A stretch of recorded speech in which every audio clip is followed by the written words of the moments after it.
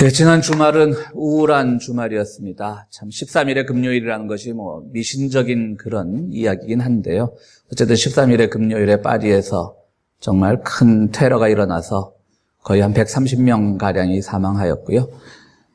또 그다음 토요일 날 우리 고국에서는 무려 13만 명이라고 하는 그런 시민들이 모여서 현 정부의 그 잘못된 것을 규탄하는 집회를 열었고요. 또 그중에서 경찰의 과잉 진압으로 한 분이 또 지금 사경을 헤매는 그런 우울한 소식이 들려졌습니다.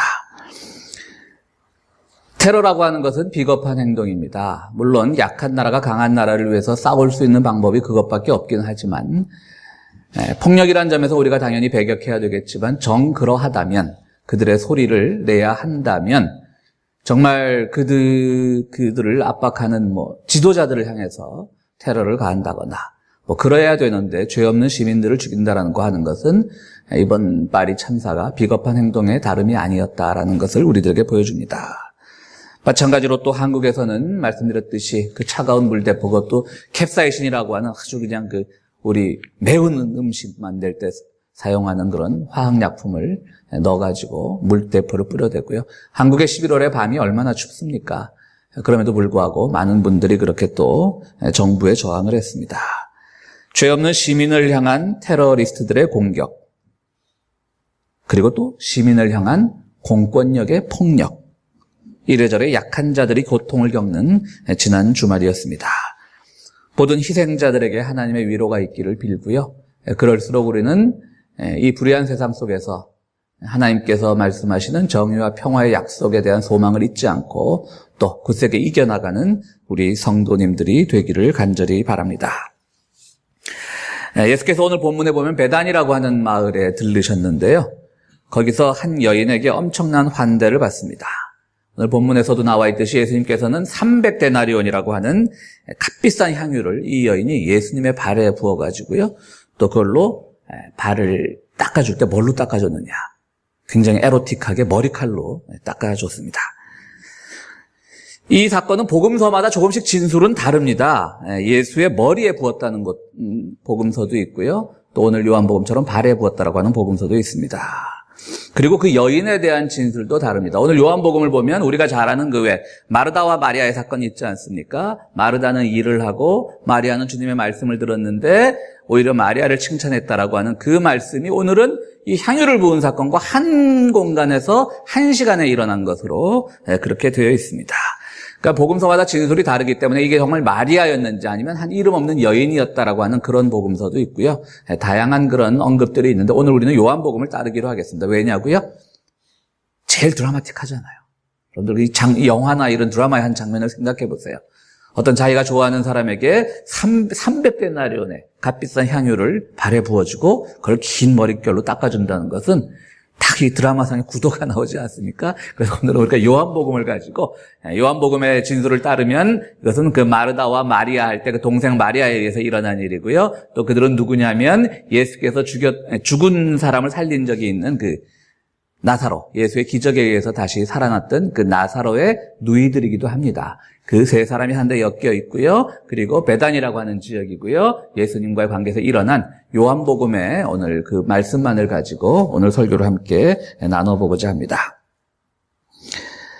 이렇게 300데나리온어치를 낭비 맞죠? 예수님이 아무리 대단해도 그 발에 그렇게 300데나리온의 향유를 붓는다라고 하는 것은 낭비에 맞습니다. 그래서 가룟 유다가 이렇게 얘기합니다. 그걸 가난한 사람을 도와주지 왜 이런 일을 하느냐라고 가룟 유다가 항의를 합니다. 그때 예수께서는 그 여자에게 잔소리하지 마라. 이 여자는 가장 좋은 일을 하였다. 이 여자는 나의 장례를 준비하고 있다. 왜냐하면 예수님께서 이제 다가올 그 순환의 십자가 순환을 알고 계셨기 때문에 그러신 것이죠. 당연한 일을 하였다. 아무도 그 여인의 행동을 탓할 수 없다라고 얘기를 하는 겁니다. 어쨌든 이 여인을 위해서는 가장 축복의 말씀을 하신 것이지요. 자, 이것이 오늘 본문의 내용입니다. 자, 그럼 오늘 우리가 본문을 보면서 한번 우리 스스로의 생각을 정리해보고 솔직해질 필요가 있습니다. 과연 여러분들의 여인의 행동이 이해가 되십니까?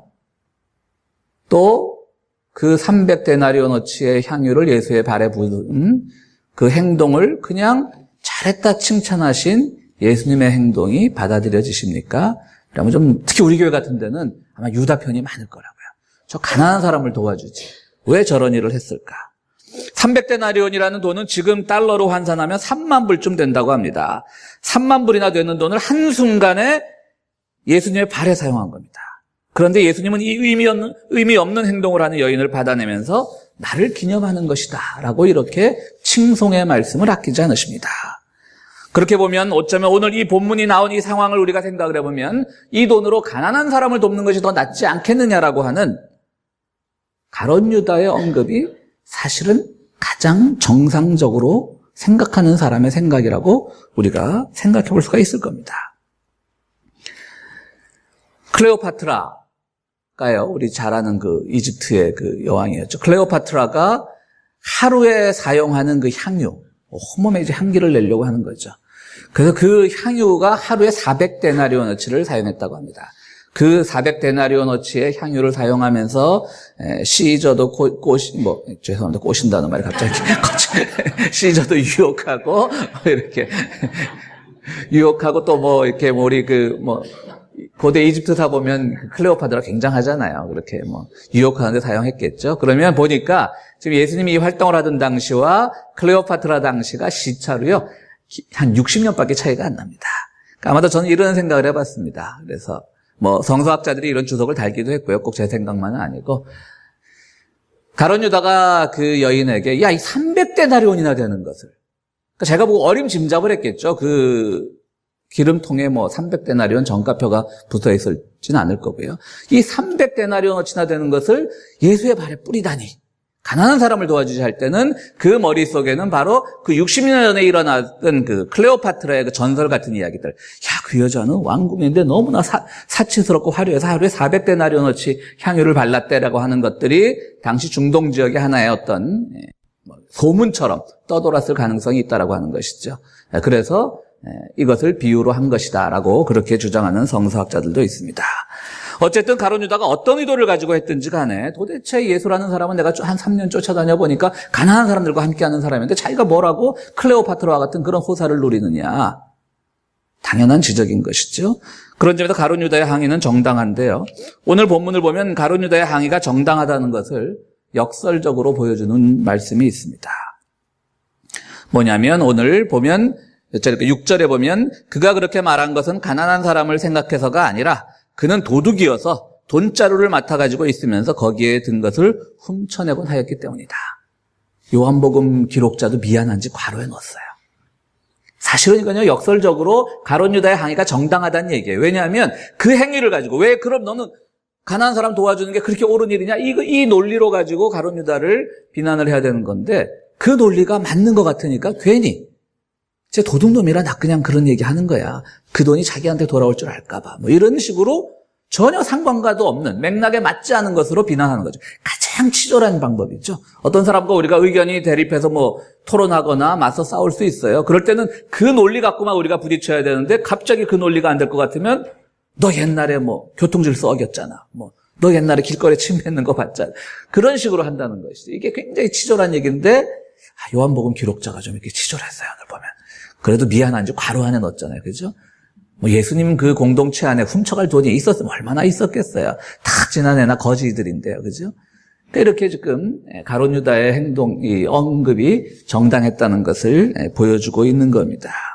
자, 그럼 오늘 우리는 분명히 하나님의 말씀인데요. 여기서 우리가 하나님께서 오늘을 살아가신 우리들에게 주시는 메시지를 발견해야 되는데 도대체 이게 뭘까? 암만 봐도 여인은 낭비를 했고 암만 봐도 예수님은 지나친 환대를 왜 이러시냐고 이러는 게 아니라 잘했다라고 칭찬을 하고 가룟 유다는 정당한 문제 제기를 했다가 도둑놈으로 몰리고 이 상황. 그러나 하나님의 말씀인 거예요. 오늘 우리가 이걸 어떻게 받아들여야 될까? 이 여인은 어떠한 여인이었을까요? 먼저 아까 말씀드렸듯이 복음서마다 다 진술이 틀리니까요. 이 여인에 대한 여러 가지 얘기들이 있습니다. 몸을 파는 창기였을 것이다. 어땠을 것이다. 어쨌든 이 여인이 무려 3만 달러나 되는 그런 향유를 사 모았을 때에는 분명한 이유가 있었을 겁니다. 끊임없이 자기 치장, 자기의 몸에 바르기 위해서 향유를 사 모았다라고도 할 수 있는데요. 그것도 좀 앞뒤가 맞지 않는 것이, 그럼 그때 바르지 뭐 이렇게 사서 모았을까? 저는 이런 생각을 해봤습니다. 당시 기름 짜는 기술이 얼마나 귀할 때입니까? 사실 우리 한국 사회만 해도 요즘이야 우리가 참기름을 푹푹 쓰지만 저 어릴 때만 해도 참기름 이렇게 하고 떨어뜨리고 너무 비싸가지고요. 근데 이거는 음식에 사용하는 기름도 아니고 정말 하나의 치장을 위해서 사용하는 기름인데 이 여인은 그때 사용하는 것도 아니고 3만 브로치를 다 모아놨을까? 저는 이런 생각을 해봅니다. 이것이 하나의 투자 효과였지 않았을까? 그것이 나중에 갖다 팔아도 되는 거고 어떤 부동산 투기가 아니라 금괴 투기가 아니라 그 당시 그 어려운 기름 짜는 기술에서 그 고급의 나드르라고 하는 향인데요. 이 나드르 향을 하나의 재산 축적의 수단으로 삼지 않았을까 이렇게 생각을 해봅니다. 자, 그렇다면 어쨌든 간에 자기의 몸에 그 향유를 발라서 그냥 문 남성들을 유혹하기 위한 그런 도구로 썼던 간에 아니면 이것을 하나의 재산 증식의 수단으로 삼았건 간에 이 여인이 살아온 인생이라고 하는 것은 자기만을 생각하는 인생이었습니다. 내가 누군가에게 항상 아름다운 향기를 보여줘야 되고 아니면 요즘 이 시대를 살아가는 우리말로 하면 내가 내 후손들을 위해서 내 자녀들을 위해서 어느 정도 재산을 축적해놔야 되고 이렇게 항상 자기만을 위해 살았던 사람인데요. 그런데 예수님을 만나고 나니까 그런 삶을 청산하고 싶은 겁니다. 내가 잘못 살았구나. 너무 내 중심으로 살았구나. 청산하고 싶은데 청산의 방법엔 두 가지가 있어요. 하나는 가룟 유다가 지적했듯이 정말 가난한 사람들이 나눠주는 거예요. 내가 그동안 너무 잘못 살았습니다. 여러분들 이거 가지고 나눠 쓰십시오. 그 방법도 분명히 옳은 방법 중에 하나입니다. 그런데 이 여인은 그러지 않고 정말 낭비처럼 보이는 예수님의 몸에 그걸 다 뿌려버린 거예요. 여인이 가난한 사람에게 이 3만 불의 향유를 다시 돈으로 바꾸어서 가난한 사람들에게 나눠줬다라고 하면 그것을 오늘 우리 사회에서 뭐라고 부릅니까? 정의라고 부릅니다. 여인은 그렇다면 분명히 정의로운 행동을 했습니다. 그런데 이런 정의라는 거에 함정이 하나 있습니다. 이런 류의 정의로운 일, 선한 일을 하는 사람들은 항상 자기 의로움에 빠져들기가 쉽습니다. 내가 그동안 헛되게 살았는데 이 3만 브로치의 그 향유를 팔아서 돈으로 바꿔서 오늘 내가 길거리 나가서 홈리스들에게 다 나눠줬어. 굉장히 뿌듯해요.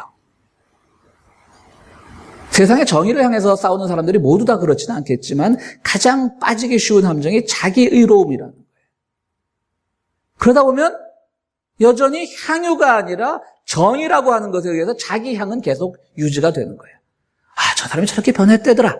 예전에 그냥 향유라는 것으로 그녀의 향을 냈다면 지금은 정이라는 것으로 자신의 향을 내고 싶은 것이죠. 여인은 생각했던 겁니다. 여기서 완전히 망가지자. 내 삶의 인생관을 한번 가치관을 바꿔보자. 물론 이것을 가난한 사람들에게 나눠주는 것은 분명히 가룟 유다의 지적처럼 옳은 일이지만 그래서 내가 멋있어지는 건 싫다는 것이고 그래서 나는 예수께 뿌리는 굉장히 역설적이지만요. 여인은 전 이렇게 생각을 합니다. 이 본문이 굉장히 어려운 본문이잖아요. 사실 예수님이 3만 브로치나 접대를 받았다는 게 이게 참 어려운 본문이라고요. 그래서 많은 사람들이 이걸 해석을 하는데 저는 좀 독특하게 해석을 하는 게요. 여인은 욕먹을 줄 알고 그런 겁니다. 내가 이때까지 살아온 방법을 과감하게 욕해달라. 지금 내가 이것을 가지고 가난한 사람들을 도와줌으로써 내가 살아온 인생관을 내가 포장하고 싶지 않다. 나는 오히려 우리의 죄를 구원하시기 위해 이 땅에 오셨던 예수에게 모든 것을 바침으로써 그것이 낭비인 줄 알고 예수께서도 이게 낭비인 줄 알지만 이 여인이 지금 하고자 하는 행동은 이 낭비를 통해서 이 순간 이 고결한 3만 불의 이 순간마저도 절대 미화시키고 싶은 마음이 없었던 것이죠. 저는 예수님의 마음은 그렇다고 봐요. 근데 요한복음 기록자가 너무 미화를 시켜버렸어요. 오늘 본문에서. 이렇게 함으로써 여인은 자기 삶의 방향이 바뀌게 되는 겁니다. 마지막까지 욕을 먹어가면서 자신이 얼마나 허접하게 살았는지 확인하고 싶은 겁니다. 그래서 이 행동은 여인이 예수께 향유를 부은 행동은 자신을 드러내는 행동이 아니라 자신이 얼마나 하찮은 존재고 시시한 존재인가를 드러내는 행동인 겁니다. 그렇게 해서 삶의 방향이 바뀌는 것이죠. 만약에 그냥 자기 의로움에 빠져들면 여인은 가난한 사람들 도와주고 나서 또 열심히 막 사모으는 거예요. 그냥 앞뒤 안 가리고 속된 말로 개같이 벌어 정승처럼 쓴다고 막 벌어서 또 한 번 해가지고 또 사람들한테 칭송을 쫙 받고 그런 것보다는 앞으로는 나는 아예 이런 축적의 삶 자체를 살지 않겠다는 것이죠. 낭비를 통해서 축적의 삶 자체를 살지 않겠다라고 선언하는 겁니다. 이 욕먹을 줄 알고 하는 행동이라는 거죠.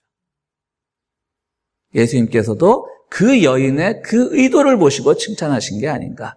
저는 이렇게 생각을 해봅니다. 그렇기 때문에 이것이 바로 예수께서 우리 죄 많은 우리를 구원하시기 위해서 이 땅에 오셨다가 우리를 위하여 십자가에 죽으셨다라고 하는 그 진정한 의미가 살아나는 것이라고 예수님도 생각을 했기 때문에 나를 기념하는 것이다. 이렇게 말씀을 하신 겁니다. 혹시 한국 드라마를 보시는 분들은 모르시겠지만 요즘 한국 드라마 중에 송곳이라고 하는 드라마가 있습니다. 본래는 인터넷에 연재되던 그 만화를 원작으로 하는 건데요. 한 슈퍼마켓에서 노동조합을 결성해서 싸우는 사람들의 이야기인데요. 여기는 이제 두 명의 주인공이 나옵니다. 하나는 그 노동조합을 도와준 노동운동가가 한 명이 나오고 한 명은 이제 주인공인데 이 주인공이 송곳이에요. 항상 송곳이라고 하는 건 주머니에 넣어도 삐쭉 튀어나오잖아요. 못처럼. 그러니까 이 사회에 적응을 못하고 그렇다고 대단히 정의로운 사람은 아니지만 잘못된 것을 보면 잘못했다 꼭 말을 함으로써 자꾸 사회와 불화하는 사람이에요. 그런 사람이 육군사관학교를 갔다 결국은 육군사관학교 가면 최소한 영관급은 다 되고 제대를 하는 건데 대위로 제대를 해요. 군대 문화라고 하는 것이 자기 때는 굉장히 의롭고 정당하고 자기가 노력한 만큼 대접받는 사회라고 생각을 했는데 그것이 되지 않은 것을 보고 이제 제대를 해서 어떤 슈퍼마켓에 취직을 한 얘기인데요. 궁금하시면 꼭 보셔요. 제가 방송국 홍보료를 받은 건 아닙니다만은. 근데 저는 거기서 이런 말을 보고 참 놀랐습니다.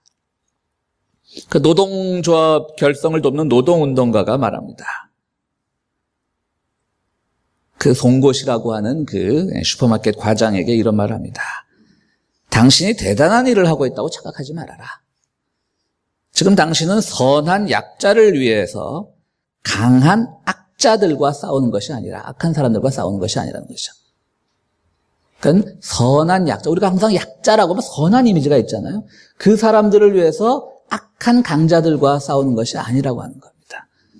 그럼 뭐냐면 시시한 약자들을 위해서 시시한 강자들과 싸우고 있다는 겁니다. 이게 무슨 말이냐면요. 이 사람은 노동조합을 처음 해보는 거예요. 그러니까 굉장히 의로운 거예요. 내가 이래서 이 민중들, 이 가난한 사람들의 고통을 대신하고 막 이러고 그럼 내가 올바른 걸 하기 때문에 많은 사람들이 나를 지지해 줄 것 같고 막 이러는데 조금만 회사 임원이 조금 살살살살 이렇게 하면 금방 노동조합 들었다 탈퇴하고 배신하고 그 안에서 갈등 많고 이러니까 내가 이 사람들을 위해서 내가 왜 이 싸움을 해야 되나라는 생각이 왜 안 들겠어요? 그러니까 막 회의가 드는 거예요. 갈등을 하는 거예요. 그때 옆에서 돕는 노동운동가가 바로 그 말을 하는 거예요. 당신이 대단한 선한 약자들과 싸우는 것이 아니라 시시한 약자들과 싸우는 거라는 것이죠. 시시하거든요. 그래서 오늘 이 마리아, 베다니의 마리아는요, 그냥 시시한 사람이에요. 하찮은 사람이에요. 그냥 거기서 멋있게 그냥 돈 3만 불 쫙 뿌려가지고 가난한 사람 쫙 도와주고 이거조차도 할 수 없는 용기를 가진 시시한 사람이에요. 오늘 우리는 예수께서 우리를 위해서 십자가에 못 박히시고 죽으셔서 우리가 그로 인해 구원받았다고 하는 그 사실 때문에요. 우리가 굉장한 사람이라서 착각하고 사는데 우리 다 시시한 사람이라는 거죠. 사실은. 그래서 예수님의 희생이 놀라운 거예요. 우리가 막 선한 일을 하고 있어요. 지금 이로운 일을 하고 있어요. 그런데 막 핍박을 받아요. 그래서 예수님이 우리를 위해서 안 되겠다. 내가 너희를 위해서 죽어줄게라고 한 것이 아니라고 하는 것이죠. 그럼 예수님도 죽으면서 굉장히 뿌듯했을 거라고요. 근데 바로 며칠 전까지 여리고성에서 막 환영하다가 한 5일 만에 그냥 십자가 밑에서 저 사람 죽여 우리에겐 빌라도가 필요해 그러던 시시하고 하찮은 사람들 위해서 예수께서 죽으신 것이죠. 오늘 우리가 죄라고 하는 것은 바로 그겁니다. 우리는 여전히 특히 우리 평화의 교회 교인들은 사회에서 또 우리 일상에서 무엇이 하나님의 정의이고 평화인지 고민하면서 하는 교인들인데 그것에서 우리가 한 가지 놓치지 말아야 될 사실은 항상 우리는 정의의 사도, 평화의 사도가 아니라 주님께서 시시한 우리를 그 일을 위해서 택하셨기 때문에 나는 부족하지만 그 일을 하고 있다라는 그 인식이 생겨야 된다고 하는 것이죠. 내가 좀 대단한 일을 하고 있는 게 아니라는 거죠. 왜? 우린 다 하찮은 사람들이니까요. 한국 소설가 중에 그 임철우라고 하는 소설가가 쓴 붉은 방이라고 하는 소설이 있는데요. 그 장면이 이분이 이제 그 자기 학생운동 경험을 살려가지고 이제 쓴 소설인데 거기 소설 보면 이런 내용이 나와요. 이제 막 이 경찰서 끌려서 고문 당하는데 물고문 당하고 전기 고문 당하는데 잠시 기절했다 정신이 깨면 자기를 고문하던 경찰들이 무슨 얘기를 하고 있냐면요. 야, 자기 와이프랑 통화하면서 애들 학원 갔다 왔어? 애들은 점심 먹였고 이러거나 자기들끼리 그야말로 가족 걱정하고 이런 걸 하면 고문당하다 정시 든 사람은 굉장히 실망을 한다는 거죠. 저렇게 악하게 나를 죽일 듯이 고민하던 사람들이 하나의 사람이 자기들의 상황으로 돌아가서는 그저 평범한 사람들이라는 거예요. 애들 학원 걱정을 하고 자기 와이프 걱정을 하고 집안 걱정을 하는. 그러니까 그 임철우의 붉은 방 이후에 모든 그런 고문씬에서는요, 영화나 드라마에서는 그걸 많이 차용을 했어요. 그래서 막 고문하다 또 자기들끼리 그런 일상의 얘기를 하고요. 근데 최근에 그것이 고문하는 경찰이나 정보부원들의 교묘한 작전이라는 것을 누가 폭로를 했습니다. 그러니까 실제로 자기 와이프랑 전화하는 게 아니에요. 전화하는 척 하는 거예요. 왜? 너 대단한 사람들하고 싸우는 것 같지? 너 세상은 다 이런 거야. 너 혼자 이로운 척 하지 마. 우리처럼 봐라. 그래갖고 사람에 대한 실망감을 가지게 한 거죠. 사람이 그렇구나. 나는 경찰도 미워하지 않고 이 경찰들도 다 좋은 세상에 살아가도록 위해서 이 세상을 바꿔놓으려고 이렇게 데모하고 고문받고 하는데 사람들은 그냥 자기를 죽두르시 패놓고 물에 쳐넣으면서 자기들 가족 걱정하는 게 이게 다 연출된 행동이었다는 거죠. 그래서 이 고문당하는 사람으로 하여금 인간에 대한 어떤 신뢰를 잃게 만들고 환멸을 느끼게 만들어서 모든 것을 다 내려놓게 만드는 그 고도의 기술이었다라고 하는 겁니다. 그렇습니다. 인간은 굉장히 시시합니다.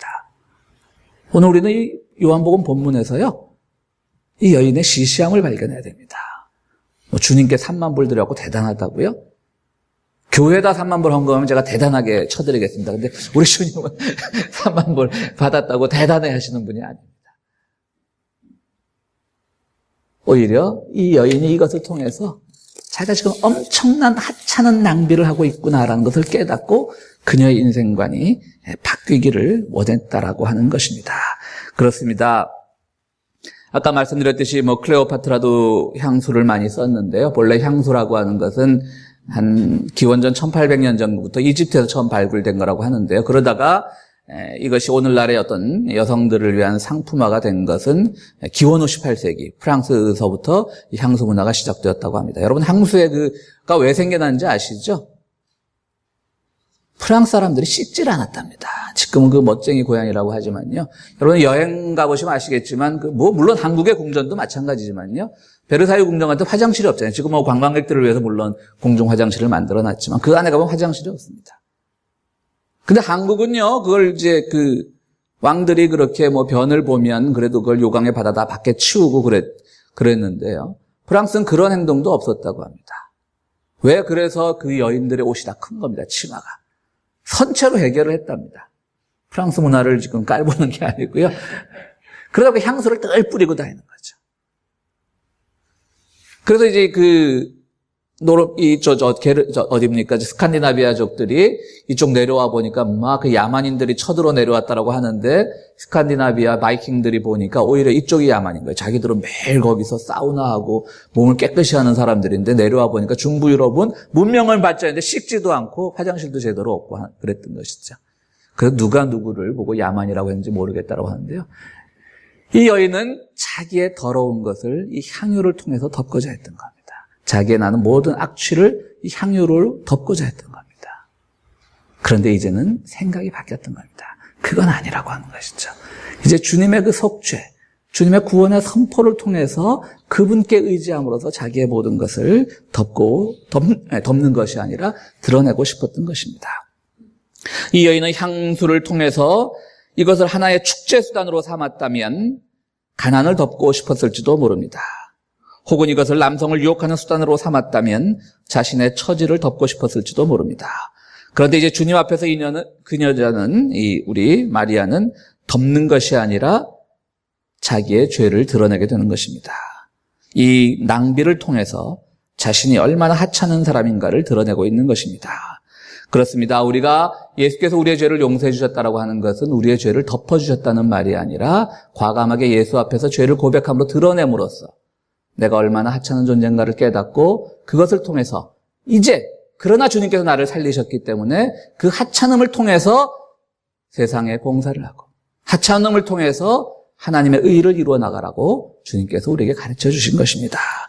마리아에게 이제 더 이상 자신이 향기 나는 것은 필요 없습니다. 자신은 어차피 향기 날 수 없는 존재인 것입니다. 그렇다면 마리아는 깨닫습니다. 이제 향이 나야 할 분은 그리스도시고 그리스도의 향을 통해서 그 향이 나에게 전달된다는 사실을 깨닫게 되었던 것입니다. 이것이 바로 복음의 비밀입니다. 우리는 스스로 아무리 좋은 향료, 즉 우리가 세상을 향해서 베푸는 선행, 또 우리 가지고 있는 정의감, 이런 것들을 발라도 우리 자체적으로는 향기를 낼 수 없습니다. 그것은 자기 의로움일 뿐입니다. 그러나 그리스도의 향이 우리 가운데 들어올 때 우리는 그분으로 말미암아 그분께서 바라시는 세상, 그분께서 바라시는 평화, 그분께서 바라시는 정의를 위한 사소하고 하찮지만 그분의 도구가 될 수 있도록 변화되는 것, 그것이 오늘 마리아가 우리들에게 보여준 교훈인 겁니다. 그때 우리가 정말 주님의 뜻을 따라서 선행을 하고 이웃을 돕고 정의를 실천하고 평화를 위한 사도가 될 수가 있는 겁니다. 그때 우리는 나의 의로움이 아니라 우리의 하는 일을 통해서 그리스도의 의로움이 드러나게 되는 것입니다. 누구를 위한 선행은 아름답고 이웃 사랑도 아름다운 것입니다. 그러나 예수의 향기로 덧입혀지지 않은 행동은 아무리 겉보기에 그럴듯해도 그것은 곧 모래 위에 쌓은 탑이 되고 말 것입니다. 사랑하는 평화의 교회 성도 여러분, 감사의 계절입니다. 물론 우리가 지난 11개월을 돌아보면서 받은 것에 대한 감사의 마음을 갖는 것도 필요하지만 참 하찮고 시시한 우리를 구원하시기 위해서 자신의 목숨까지 버리신 예수에 대한 감사의 마음이 우리 가운데 가득해야 될 것입니다. 이 감사의 계절에 주님의 구원의 역사에 대한 참 감사를 고백하시는 여러분들이 되시기를 간절히 바랍니다. 우리 함께 기도하시겠습니다.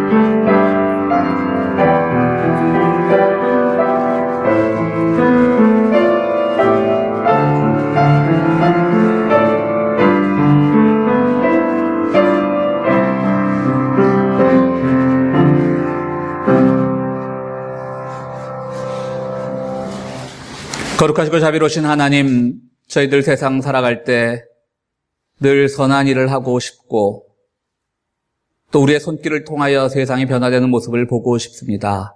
그것이 또한 주님이 바라시는 것이기도 합니다. 그러나 그때마다 우리 자기 의로움에 빠지지 않도록 주여 도와주옵시고, 우리는 늘 부족하고 연약하지만 주님의 향기로 말미암아 우리가 변화되어서 그 주님의 힘으로 말미암아 우리가 세상의 모든 불의와 싸워 이기고 또 세상을 주님께서 바라시는 방향으로 바꿔나가는 작은 힘을 얻을 수 있도록 우리에게 은총을 내려주시옵소서. 우리는 참으로 부족하지만 우리를 위하여 죽으신 그 예수 그리스도를 감사합니다. 그분의 그 희생을 감사할 때, 십자가의 그 은혜를 우리가 감격할 때 우리가 변화된다는 것을 믿사오니 주여 우리의 마음을 붙들어 주시옵소서. 주님의 전을 찾을 때 예물을 가지고 나온 손길을 기억하여 주시옵소서. 우리가 이 예물을 드릴 때에 세상을 향하여 좋은 곳에도 쓰고 있지만 그러나 또 주님께 드리는 것은 또 다른 몫으로 우리가 드리오니 아버지 하나님, 우리의 손길을 굽어 살펴주시고 우리에게 큰 은총을 내려주시옵소서. 드리는 손길마다 주의 은총 더할 줄로 믿사오며 예수 그리스도 이름으로 기도하옵나이다. 아멘.